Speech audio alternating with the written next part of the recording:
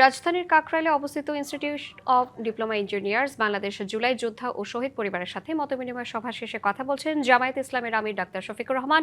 আমরা সরাসরি চলে যাচ্ছি সেখানে বসে আপনারা কনসেনসাস পরিষদে, ঐক্যমত্য পরিষদে কথা বলেছেন কমিশনে, যেহেতু আপনারাই প্রথম দাবি করেছিলেন যে আপনারা গণভোট চান, যেহেতু আপনাদের নেতাও বলেছেন যে গণভোটে হা বলেন, আমরাও বলেছি আল্লাহর রাস্তায় গণভোটটাকে ফেলে দিবেন না। 70 ভাগ মানুষের রায়কে যদি ফেলে দেন, এই দেশবাসীকে অপমান করার সামিল হবে। তারা আমাদের কথা শুনেননি।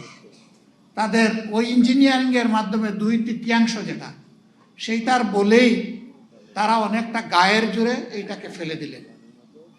দেখবেন সংসদে দাঁড়াইলেই তারা বলে সুষ্ঠু নির্বাচনের মাধ্যমে এই সংসদ গঠিত হয়েছে।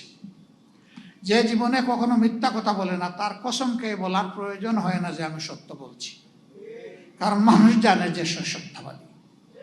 কিন্তু যে মিথ্যা বলে তাকে এই কসম খেয়ে বলতে হয় এই কথাটা আমি সত্য বলছি, কারণ মানুষ জানে সে মিথ্যাবাদী। এই জন্য তার কথা মানুষ বিশ্বাস করবে না। শেষমেশ দেখেছেন, শেষ দিন আমরা যখন সংসদ থেকে ওয়াক আউট করে বের হয়ে আসি, সেই দিন সত্যিকার অর্থে ফেসিবাদের পক্ষে অবস্থান নিয়েছে দৃঢ়ভাবে বিএনপি।